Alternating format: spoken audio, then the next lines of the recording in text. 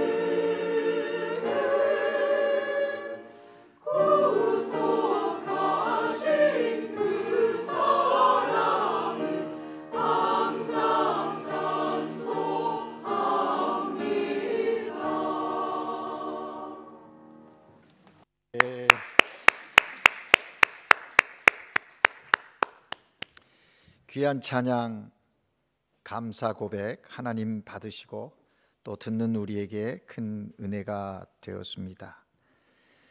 사람은 모두가 다 행복하기를 원합니다. 여러분 행복하십니까? 세상에서 가장 행복한 사람이 누구일까요? 바로 나라고 이야기할 수 있는 사람이 있다면 정말 복된 사람일 것입니다. 많은 사람들은 자기 자신의 행복성에 대해서 관심이 적습니다. 왜 그러냐 하면 늘 하나님 앞에서 자신을 보기보다는 주변의 사람들을 또 주변의 환경을 비교하면서 자신을 보기 때문에 행복함을 느끼는 행복도가 굉장히 낮다라는 것입니다. 또 간간히 스스로 행복하다고 하는데 정말 다른 사람이 인정할 수 없는 스스로 도취되어져서 행복이라고 이기적인 행복감 속에 머물러 있는 사람들도 종종 있기 때문인 것입니다. 믿음의 사람으로서 행복이란 무엇일까? 여러 가지 정의를 내릴 수 있겠지만 한 가지로 이야기한다면 저는 이렇게 말하고 싶습니다. 하나님과 가까이 있는 사람이 행복한 사람이다. 하나님과 가까이 있는 사람이 행복합니다. 오늘 하나님께 예배드리는 여러분, 하나님과 가까이 계십니까? 하나님의 그 세밀하심과 사랑하심을 느끼는 그런 영적인 감각이 여러분에게 있습니까? 만약에 그것이 있다면 좀 돈이 부족해도, 건강이 좀 연약해도, 어떤 세상에 자랑할 것이 좀 없다 해도 확신하십시오. 나는 행복한 사람이라고. 예수 그리스도로 말미암아 행복하고 세상에서 그 무엇과도 바꿀 수 없는 주님이 나를 사랑하니 나는 행복한 사람이라고 고백할 수 있기를 주의 이름으로 축복합니다. 오늘도 하나님의 은혜의 보좌 앞에 나와 하나님께 예배드리는 여러분 모두 분명 행복한 사람인 줄 압니다. 하나님께 가까이 나와 예배하는 여러분에게 하나님께서 이 아침에도 은혜와 평강으로 기쁨으로 함께 하시기를 주님의 이름으로 축복합니다. 여러분, 우리는 이번 주에 계속해서 이제 히브리서를 읽고 있습니다. 열왕기 상하를 다 읽고 이제 히브리서를 읽으며 묵상하고 있는데요, 교회가 함께 이렇게 묵상 훈련들을 계속하면서 말씀을 가까이 합시다 라고 하는데도 따라오지 않는 사람들이 많이 있습니다. 읽기표를 가지고 매일 그 말씀을 읽으십시오라고 권면하는데 이제 그게 반복되다 보니까 처음에는 하려고 하다가 이제 그냥 또 그러려니 하고 말씀을 읽는 것보다 더 급한, 또 내 일상의 일들 하기에 급급해서 말씀 읽는 거는 그냥 뒤로 남겨두고 우선 할 일들을 하는 거죠. 정말 하나님이 말씀을 안 읽으면 당장 무슨 벌을 내리시거나 어떤 사인을 줘서 깨우쳐 주시면 좋겠는데 또 그렇지도 않지요. 그러니까 안 하고 넘어가도 무감각하게 그냥 지나가는 경우가 많습니다. 여러분, 바라기는 주의 말씀을 늘 가까이 할 수 있기를 바랍니다. 주의 말씀을 가까이 하는 자가 행복한 자라는 것이죠. 여러분, 히브리서는 어떤 서신입니까? 신약 성경 중에서도 가장 구약을 많이 느낄 수 있는 그런 성경이 이 히브리서입니다. 신약의 히브리서인 거예요. 특별히 서신서인데 이 히브리서를 누가 썼는지 알 수가 없습니다. 신학자들이 여러 사람을 이야기합니다마는 구체적으로 누구다라고 이렇게 딱 규정 지을 수 있는 이 히브리서의 저자가 없다라는 것입니다. 또 누가 이 히브리 서신을 읽었는가라는 것도 좀 막연함이 있습니다. 그러나 분명한 것은 1세기 초대교회 성도들에게 전한 서신이라는 것이지요. 그것도 특별히 그 예루살렘 공동체 안에 있는 그리스도인들인데 유대 그리스도인, 히브리 그리스도인들을 대상으로 이 서신을 썼다라는 것입니다. 왜냐하면 그 공동체 안에서 그 당시에 정말 신앙을 지키기가 어려웠습니다. 극심한 고난이 있었습니다. 특별히 그 당시 지배하던 로마는 예수 믿는 사람들 박해하기를 굉장히 강하게 했다라는 것입니다. 그러다 보니 사회에서 무시도 당하고 극심한 가난에 경제적인 어려움을 겪기도 하고 또 가족들로부터 내침을 당하기도 하고 여러 가지 어려움이 있는 거예요. 그런 가운데 이들이 흔들리기 시작한 겁니다. 신앙이 흔들리고 신앙의 삶이 정말 기쁨보다는 침체되어져서 무기력함에 빠져드는 그런 상황에 있게 되었다라는 것입니다. 그래서 그들의 신앙을 회복시키기 위하고 그들을 바른 신앙 안에 세워주기 위해서 이 서신을 쓰게 되었다라는 것입니다. 유대 그리스도인들, 고난과 핍박으로 다시 유대교에 돌아가려고 하는 그들을 향하여서 히브리서의 내용은 예수, 그가 가장 좋은 분이시고 그분이 가장 최고의 분이다 라는 것을 이야기하는 겁니다. 예수 그리스도의 유일성을 강조하고 있는 서신이라는 것이죠. 그래서 히브리서를 읽으면서 우리는 예수는 누구인가 거기에 초점을 맞추고 이 말씀을 읽어야 합니다. 특별히 구약의 내용들을 신약에서 다시 재해석해 줌으로써 정말 옛 언약보다는 새 언약이 더 귀한 것이다라는 것을 분명하게 증거하고 있는 것입니다. 그것을 가르치면서 마지막에는 그러므로 믿음으로 승리하라는 것입니다. 예수 그리스도를 믿는 믿음으로 신앙을 회복하고 고난과 핍박과 여러 가지 어려움들을 이겨내라고 하는 것이 이 히브리서에 흐르고 있는 중요한 메시지라는 것이지요. 옛생활로 돌아가려고 하는 그 사람들을 향하여 그렇지 않다고, 다시 돌아가는 것은 어리석은 것이라고, 예수 그리스도를 온전히 믿는 믿음으로 담대하게 승리하라는 그런 강력한 메시지를 전하고 있는 것입니다. 특별히 오늘 우리가 읽은 히브리서 4장 14절 16절 말씀은 은혜의 보좌 앞에 담대히 나아가라고 권면합니다. 은혜의 보좌 앞에 담대히 나아가라는 거예요. 어떤 면에서 보면 1세기 기독교인들, 그들은 환경이나 육체적인 핍박, 박해가 있고 고난이 있었습니다. 그러나 오늘 우리가 살고 있는 이 현 시대 속에는 그러한 구체적인 육체적인 어떤 핍박이라든지 또 고난들이 동일하지는 않습니다. 그러나 여전히 우리에게 우리의 신앙을 침체시키고 우리로 하여금 과거로 돌아가게 하려고 하는 그런 유혹들이 끊임없이 계속되고 있는 것이죠. 그런 면에서 오늘 이 본문은 하나님께서 히브리서 기자를 통해서 우리에게 말씀하고 계시는 그런 귀한 말씀이라는 것입니다. 특별히 히브리서 기자가 오늘 우리에게 말합니다. 너희는 은혜의 보좌 앞에 담대히 나아가라. 여러분, 여기 담대히라는 말을 주목하십시오. 헬라어로는 팔레이시아라는 말인데 자유라는 뜻입니다.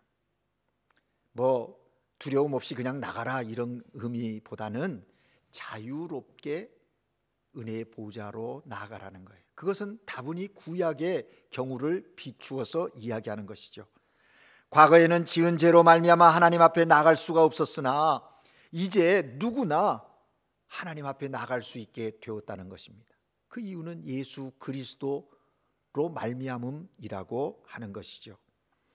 구약 시대에는 하나님이 짐승의 피와 대제사장의 중보를 통해서만 제한적으로 만나 주셨습니다. 그러나 지금은 예수 그리스도 안에서 그 피를 힘입은 누구든지 자유롭게 은혜의 보좌 앞에 나아갈 수 있게 되었다라는 겁니다. 이것이 하나님이 우리에게 주신 놀라운 은혜라는 것이죠. 또 여기 나아간다라는 동사는요, 시제가 현재형이라는 것을 우리는 기억해야 합니다. 과거에 내가 나갔다, 앞으로 나갈 것이다가 아닙니다.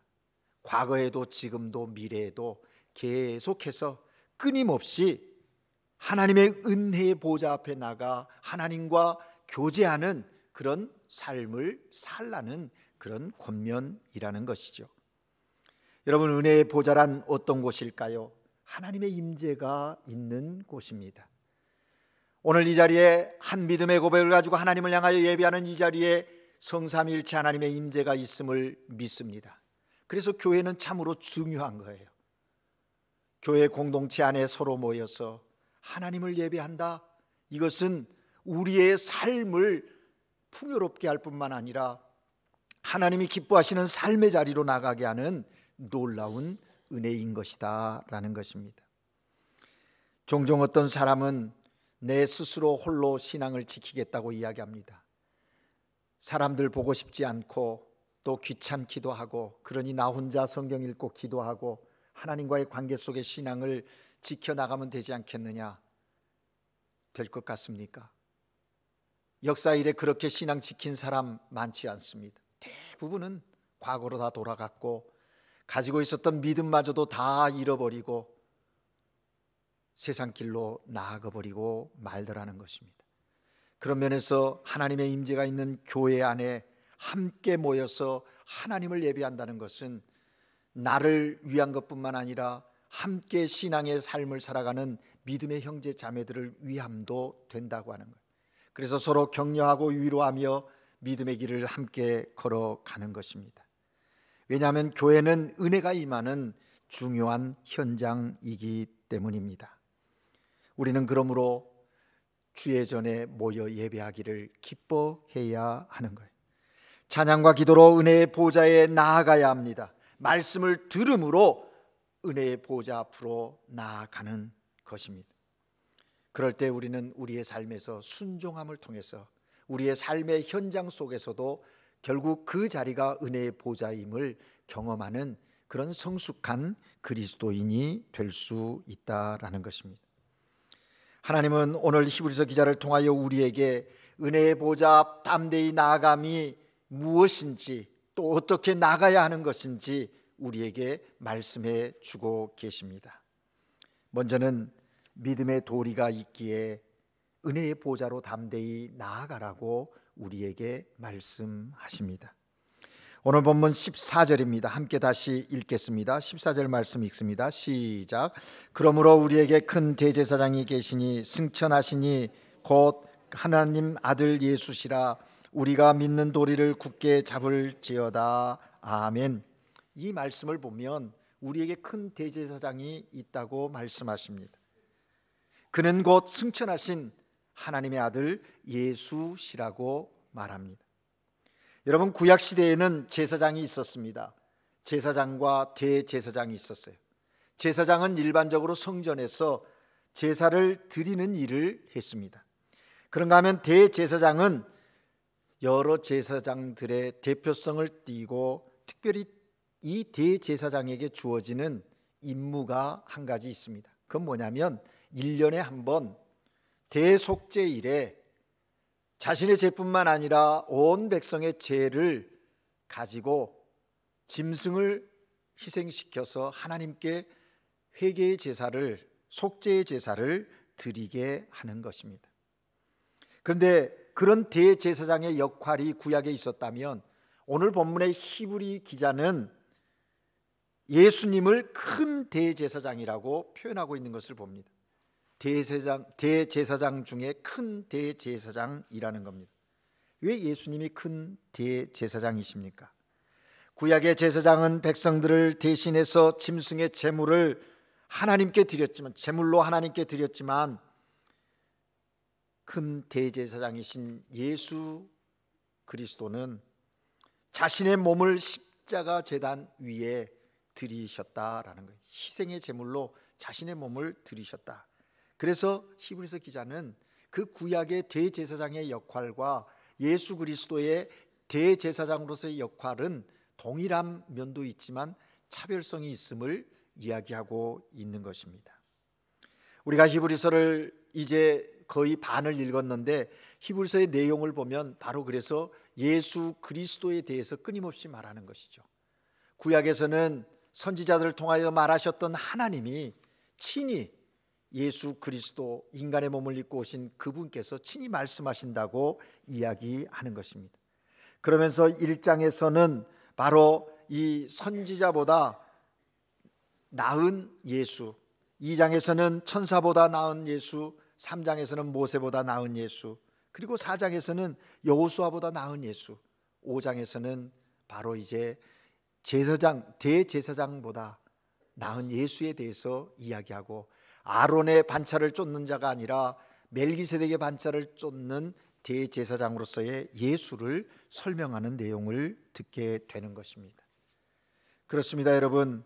우리는 이 대제사장, 큰 대제사장 되신 예수 그리스도께서 우리를 위하여 행하신 일들을 늘 기억해야 합니다.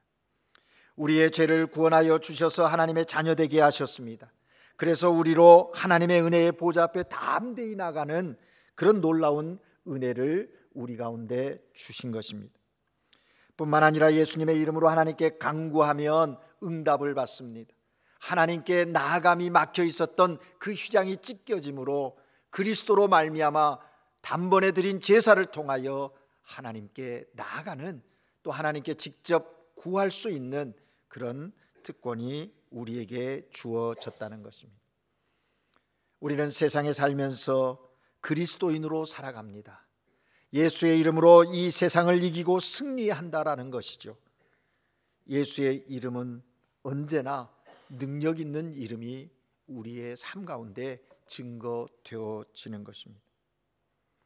이것이 우리에게 주신 하나님의 놀라운 은혜이고, 또 믿음으로 도리로 굳게 잡아야 하는 거예요. 그래서 오늘 14절 후반절에 보면 히브리서 기자는 우리가 믿는 도리를 굳게 잡으라 그렇게 말했어요. 이 진리를, 이 복음의 진리를 붙잡고 삶을 살아가라는 것입니다. 여기 굳게 잡으라는 말은요, 꼭 잡으라는 말이거든요. 대충 잡는 것이 아닙니다. 적당히 잡고 신앙의 삶을 살라는 것이 아닙니다. 우리는 소중한 것을 붙잡으면, 손에 붙잡으면 놓지 않으려고, 빼앗기지 않으려고 꽉 붙드는 것 아니겠습니까? 손에 더 힘을 주어서 꽉 쥐는 것이죠. 그처럼 예수 그리스도를 꽉 붙들고 삶을 살라고 히브리서 기자는 우리에게 권면하고 있는 거예요. 예수 그리스도를 꽉 붙든다, 그것은 무슨 의미입니까? 예수 그리스도를 철저하게 잘 믿어라, 그런 얘기거든요. 여러분은 무엇을 붙들고 살고 계십니까? 어떤 사람은 돈을 꽉 붙들고 놓지 않습니다. 어떤 사람은 명예, 권력, 때로는 어떤 사람은 자신의 건강, 그것을 붙들고 살기에 정말 진정 붙들어야 할 그리스도를 붙들지 못하고 삶을 살아가는 그런 모습들을 보게 된다는 것이죠. 여러분, 이 우리가 믿는 도리를 굳게 잡을지어다 라고 하는 이 구절을 다른 번역서에서는 이렇게 이야기하고 있습니다. 우리의 신앙 고백을 굳게 지킵시다. 새 번역에 그렇게 번역했어요. 메시지 성경에는 이렇게 번역하고 있습니다.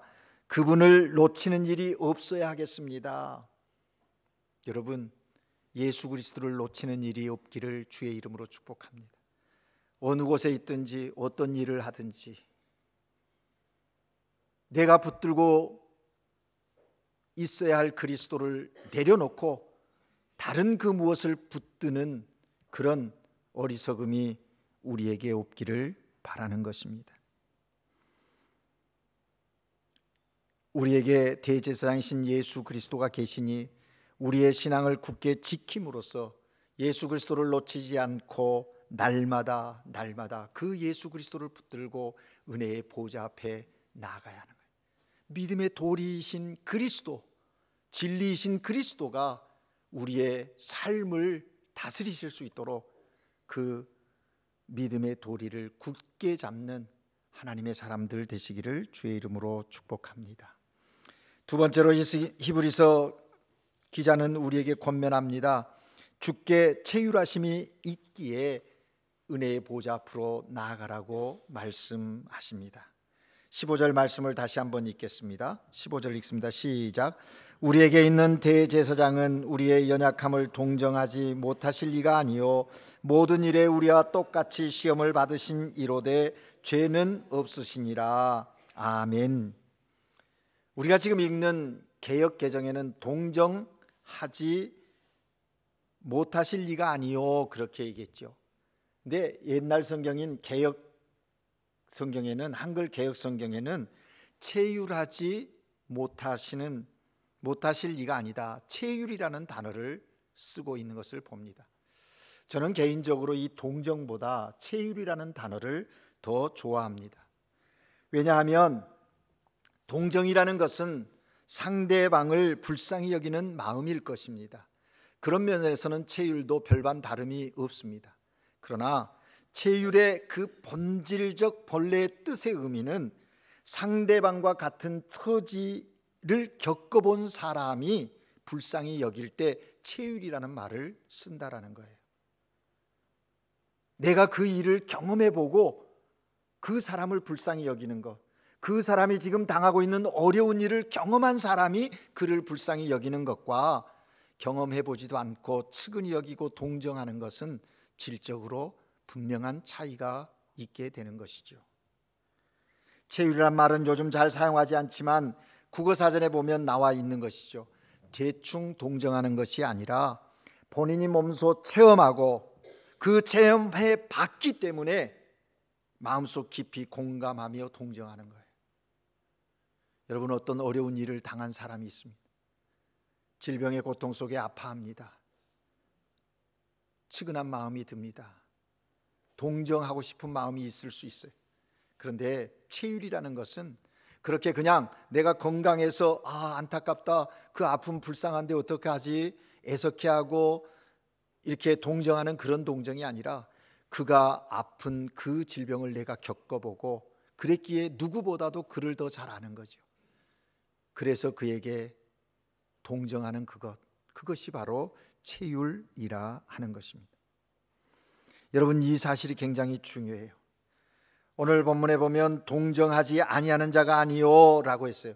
이중부정을 했는데 이것은 긍정이거든요. 왜 이렇게 썼는지, 그냥 동정하시는 분입니다. 큰 대제사장 예수님은 우리를 동정하시는 분입니다, 그렇게 해도 되는데, 근데 여러분 보십시오. 이렇게 이중부정해서 긍정하는 것은 굉장히 강조하는 거거든요. 강조할 때 이렇게 쓰는 겁니다. 동정하지 아니하는 자가 아니라 동정하는 분이시다, 체휼하시는 분이시다, 그런 거예요. 예를 들면 이런 겁니다. 예수님, 제가 배고파요 라고 하면 예수님이 난 내 말을 이해하지 못하겠어, 난 배가 부르거든, 이렇게 말하는 것이 아니라 배가 고프냐? 나도 배가 고파, 너 배고픔처럼 나도 배고픔을 느껴 하면서 그의 배고픔을 함께 느껴주는 것, 그것이 체휼이라 하는 것입니다. 그렇다면 어떻게 예수님께서, 하나님이신 그리스도께서 어떻게 우리와 똑같은 아픔을 느끼신다는 것입니까? 느끼셨다는 것입니까? 조금 전에 읽은 말씀에 보면 분명하게 이야기하고 있습니다. 모든 일에 우리와 똑같이 시험을 받으셨다. 예수님께서 모든 일에 우리와 똑같이 시험을 받으셨다는 거예요. 예수님께서는 이 세상에 사는 동안 인생들이 겪는 고통을 다 겪으셨습니다. 우리가 복음서를 보면 예수님의 생애 가운데 짧은 3년 기록되어져 있는 내용을 보아도 예수님께서 친히 그렇게 고통을 겪으셨다는 것이죠.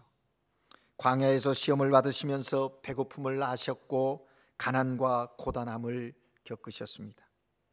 사람들의 비난과 배척을 받으시면서 외로움도 핍박도 무엇인지 체험하셨다는 것이죠. 당하셨다는 것이죠. 우리가 세상에서 겪는 모든 일을 예수님이 겪으신 것입니다. 예수님께서는 우리가 울 때 함께 우시고 우리가 아파할 때 우리와 함께 아파하시는 그런 체휼의 주님이시라 하는 것이죠. 다름이 아니라 우리의 연약함을 공감하시는 분이시라는 거예요. 여러분, 이게 얼마나 놀라운 은혜인지 몰라요. 저는 이 오늘 본문 15절 말씀을 묵상하면서 세 가지를 깨달았습니다. 먼저 주님은 내가 연약함을 아신다는 것, 그리고 주님은 세상에서 나와 같이 연약해지셨다고 하는 것, 그리고 마지막으로 주님은 십자가에서 연약함을 이기셨다라는 것입니다. 저는 이 세 가지 사실을 묵상하면서 깨닫고 얼마나 위로가 됐는지 몰라요. 그래서 설교를 준비하다 말고 눈을 감고 이 세 가지를 계속 묵상하는데 눈에서 눈물이 흐르는 거예요. 주님이 연약한 저를 불쌍히 여기신다. 나와 똑같은 연약함을 경험하시고 그 연약함 경험하심 속에서 나를 향하여 말씀하시면서 소망을 주시는 그 주님의 그 은혜를 생각하니 너무나 감격되었다라는 것이죠. 주님이 내 연약함을 아신다는 것, 정말 큰 위로가 되었습니다. 사랑하는 여러분, 여러분이 지금 어떤 상황에 있습니까? 우리 주님은 여러분을 아십니다. 여러분의 지금 그 상황을 아시고 그냥 외면하시는 분이 아니라, 그냥 일상적으로 측은히 여기시는 것이 아니라 체휼하시는 주님이심을 믿으시기 바랍니다. 그래서 저는 다윗의 시편 139편 1절로 하나님께 나의 고백을 드릴 수 있었어요. 여호와여, 주께서 나를 살펴보셨으므로 나를 아시나이다. 여호와여, 주께서 나를 살펴보심으로 나를 아셔. 주님의 눈길은 나에게서 떠난 적이 없어요. 늘 살피신다는 것이죠. 부모가 자녀를 살피듯이 주님께서 나를 살피셔서 나를 아셨다. 아시나이다. 아실 것이라고 말하지 않습니다. 이제 내가 알아줄게가 아니라는 것이죠. 아시나이다, 아셨다라는 겁니다. 이미 아신 것입니다. 그렇습니다, 여러분. 우리의 연약함과 필요를 아시는 하나님이십니다. 하나님의 체휼하심이 필요하지 않는 사람은 이 땅에 존재하지 않습니다. 그러니 우리는 그 주님의 체휼하심이 있는 그 은혜의 보좌 앞에 날마다 나아가야 한다라는 것이죠. 주님의 체휼하심을 얻기 위해서 은혜의 보좌 앞에 담대히 나아가는 하나님의 자녀들 되시기를 주의 이름으로 축복합니다. 하나님은 마지막으로 히브리서 기자를 통하여 우리에게 말씀하십니다. 때를 따라 돕는 은혜를 얻기 위하여, 때를 따라 돕는 은혜를 하나님이 주시기 때문에 은혜의 보좌 앞에 나아가라고 우리에게 말씀하십니다. 본문 16절 말씀을 다시 함께 읽겠습니다. 같이 읽습니다. 시작. 그러므로 우리는 긍휼하심을 받고 때를 따라 돕는 은혜를 얻기 위하여 은혜의 보좌 앞에 담대히 나아갈 것이니라. 아멘. 여기 긍휼하심을 받는다는 것은 하나님의 그 사랑, 하나님의 불쌍히 우리를 여겨주신다는 거예요. 하나님의 도우심, 그것은 하나님의 긍휼에서부터 비롯되어지는 거예요. 그래서 여러분, 우리가 늘 하나님께 기도할 때 이 기도를 빼지 않기를 바랍니다. 여러분 많은 문제를 가지고 하나님께 구하지만 우리 하나님 아신 바 되었지 않습니까? 아신다고 말씀하셨어요. 그러니 우리의 기도는 주여 나를 긍휼히 여겨 주옵소서. 주여 우리의 가정을 긍휼히 여겨 주시옵소서. 우리의 자녀를 긍휼히 여겨 주시옵소서. 이 기도가 우리의 기도 가운데 멈춤이 없어야 한다라는 것입니다. 여러분, 왜 우리가 이 기도를 늘 드려야 합니까? 은혜의 보좌 앞에 나갈 때마다 주여 나를 긍휼히 여기십시오, 긍휼히 여겨 주시옵소서라고 간구해야 하는 이유가 뭡니까? 여러분, 이러한 기도를 드리는 사람은요, 자기 자신의 힘을 의지하여 삶을 살지 않습니다. 물질이나 또 명예나 어떤 권력, 사람의 어떤 능력을 의지하고 사는 자들이 아니라 하나님의 놀라운 은혜와 능력, 그것을 의지하여 사는 자들, 그렇게 살기를 소망하기에 이렇게 고백하며 나아갈 수 있다라는 것입니다. 우리의 연약한 모습 그대로 은혜의 보좌 앞에 담대히 나아가 주님께 고백하십시다. 주여 나를 긍휼히 여겨 주시옵소서. 우리의 삶에 힘든 일이 있고 문제가 있을 때 실망하고 낙심하고 절망할 것이 아니라 주여 나를 긍휼히 여겨 주시옵소서, 하나님의 긍휼을 구하는 은혜의 보좌 앞에 나아감이 있기를 바랍니다. 16절 후반절에 보면 때를 따라 돕는 은혜라고 했습니다. 그 때를 따라 돕는 은혜를 얻기 위하여 은혜의 보좌 앞에 나가라 그랬어요. 여기 때를 따라 돕는 은혜라는 말은요, 헬라어로 유카이온이라는 말인데 무슨 말이냐면 다른 번역 성경을 읽어보면 좀 더 가까이 우리에게 다가오는 것이죠. 공동 번역 성경에는 이렇게 말했습니다. 필요한 때에 돕는다, 세번역 성경은 제때에 돕는다 그렇게 얘기했어요. 우리 젊은이들이 읽는 스페인어 성경 NIV에는 Nos ayude en el momento que más la necesitemos.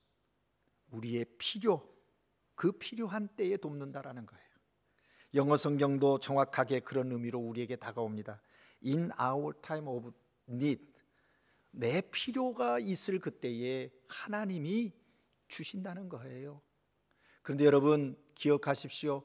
내가 원하는 것, 내 방법대로 내가 원하는 때가 아닙니다. 이 말씀을 깊이 묵상해 보면 하나님께서 반드시 도와주신다는 말씀이요, 필요한 때에 적절한 때에 도와주신다는 것이고 하나님의 방법으로 도와주신다는 거예요. 이게 믿음입니다. 그것이 나에게 최선이고 최상이기 때문에 하나님께서, 내가 나를 아는 것보다 더 나를 잘 아시는 하나님께서 하나님의 방법으로 하나님의 때에 하나님의 것으로 우리에게 허락하신다 하는 이야기입니다. 그러므로 우리는 이 은혜의 때를 따라 돕는 이 은혜를 사모하면서 은혜의 보좌 앞에 늘 나가야 하는 것입니다. 담대히 나가야 하는 것입니다. 그러면 그 하나님의 도우심의 손길을 통하여 하나님의 거룩한 역사를 우리는 이루게 되는 것입니다. 이제 말씀을 정리합니다. 여러분의 삶에 하나님의 도움이 필요하다고 느끼십니까? 그렇다면 이제 신앙의 나태함과 게으름, 형식을 내던져버리고 진심으로 전심으로 은혜의 보좌 앞에 나아가실 수 있기를 바랍니다. 우리의 삶의 위로와 능력이 되시는 하나님, 그 은혜의 보좌 앞에 나아갈 때 우리를 향한 하나님의 놀라운 섭리를 깨닫고 이루시는 역사들을 삶 속에서, 우리의 삶의 현장 속에서 확인하는 축복을 경험하게 될 것입니다. 믿음의 도리이신 예수 그리스도를 굳게 잡으십시다. 하나님의 체휼하심을 믿으며 은혜의 보좌 앞에 나아가십시오. 때를 따라 돕는 은혜를 통하여 하나님의 거룩한 역사를 이루어가는 하나님의 사람들, 주님의 몸된 교회가 되시기를 주의 이름으로 축복합니다. 기도하겠습니다. 사랑의 하나님 아버지, 오늘도 예수 그리스도로 말미암아 하나님의 자녀된 자들이 주 앞에 예배하며 주의 말씀을 듣고 기도합니다. 하나님, 히브리서를 통하여 우리에게 말씀하신 하나님의 그 놀라운 은혜를 기억하고 이제 삶의 자리에 적용하여 하나님의 뜻을 이루어가는 거룩한 백성으로 살게 하옵소서. 아버지 하나님, 우리 안에 있는 믿음의 도리를 굳게 잡게 하시고 주님께서 우리 가운데 허락하시는 그 삶의 놀라운 일들, 아무리 환경이 상황이 어렵다 할지라도 붙들고 승리하는 하나님의 사람들 모두가 되게 하옵소서. 하나님 아버지 뿐만 아니라 우리 가운데 있는 하나님의 거룩하신 뜻 안에서 우리를 동정하시고 체휼하시는 그 하나님의 손길 늘 기억하게 하시며 홀로 있음이 아니라 주가 함께 하심을 감사하는 믿음의 사람들 모두가 되게 하옵소서. 체휼하심의 은혜의 보좌 앞에 나가기를 기뻐하는 자들이 되게 하옵시며 주님의 긍휼을 통하여 하나님의 역사를 이루어가게 하옵소서. 하나님 아버지, 때를 따라 돕는 은혜가 우리에게 있음을 알기에 그 은혜를 흘려보내는 축복의 통로적 삶을 우리 모두로 살아가게 하시고 주의 몸된 교회가 그런 교회 되도록 역사하여 주시옵소서. 예수 그리스도 이름으로 기도합니다. 아멘.